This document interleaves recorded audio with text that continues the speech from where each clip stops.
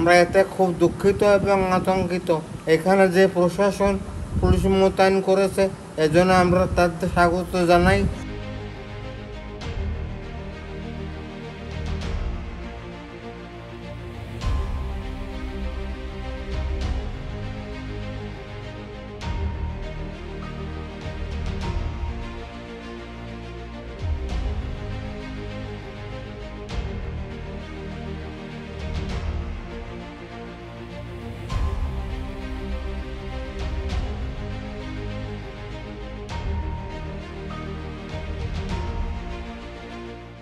পদ্মা সেতু, metro rail এবং elevated expressway নির্মাণের গর্বিত অংশীদার বসুন্ধরা সিমেন্ট। এখানে ইসের নিরাপত্তার ডিউটি করছে, এটা ঊর্ধ্বতন কর্তৃপক্ষ নির্দেশ ক্রমেই আমরা এখানে আসছি।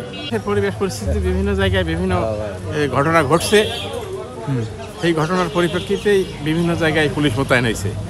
সেইটার একটা অংশ হিসেবে আমরা লালনের যেটা মেন গেট, সেই গেটে আমরা পাই নাই, তবে আর কি যেটা দূর দূরান্ত থেকে বোঝা যাচ্ছে সেইটার পরিপ্রেক্ষিতে আসছে আর কি। অসম্ভব কিছু না, হইতেও পারে, ঘটতেও পারে।